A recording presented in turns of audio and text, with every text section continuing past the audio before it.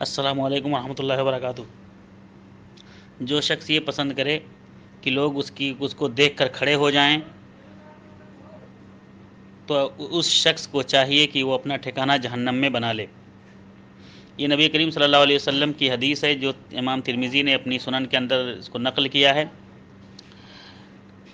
اس حدیث کے پیچھے ایک بیک گراؤنڈ ہے جو پوری حدیث میں اس طرح سے ہے۔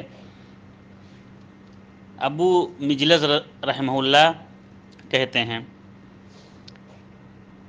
کہ خرج معاویہ کہ معاویہ رضی اللہ تعالیٰ عنہ نکلے، فقام عبداللہ ابن الزبیر و ابن صفوان، تو عبداللہ ابن زبیر اور ابن صفوان یہ دونوں امیر معاویہ رضی اللہ تعالیٰ عنہ کو دیکھ کر کھڑے ہو گئے۔ جب ان کو دیکھا امیر معاویہ کو تو دونوں یہ لوگ کھڑے ہو گئے۔ فقال، تو امیر معاویہ رضی اللہ تعالیٰ عنہ نے فرمایا، اجلسا، تم دونوں بیٹھ جاؤ۔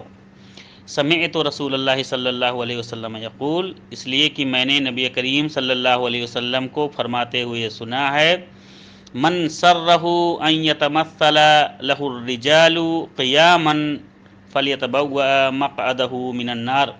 میں نے نبی کریم صلی اللہ علیہ وسلم کو یہ فرماتے ہوئے سنا ہے کہ جو شخص یہ پسند کرے کہ اس کے احترام میں، اس کے تعظیم میں لوگ بیٹھے ہوئے لوگ کھڑے ہو جائیں تو ایسے شخص کو چاہیے کہ وہ اپنا ٹھکانہ جہنم میں بنا لے۔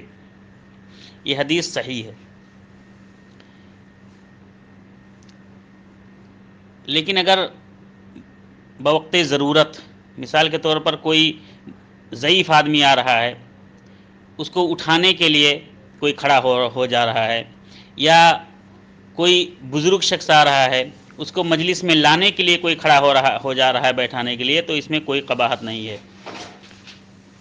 یہ حدیث ان لوگوں کے لیے ہے کہ مثال کے طور پہ جیسے کلاس میں ٹیچر آتے ہیں، سب لوگ کھڑے ہو جاتے ہیں، اور بہت سے ٹیچر ایسے ہوتے بھی ہیں جو کہتے ہیں کہ کھڑے ہو، اگر کوئی ان کو دیکھ کے کھڑا نہیں ہوا تو غصہ ہوتے ہیں۔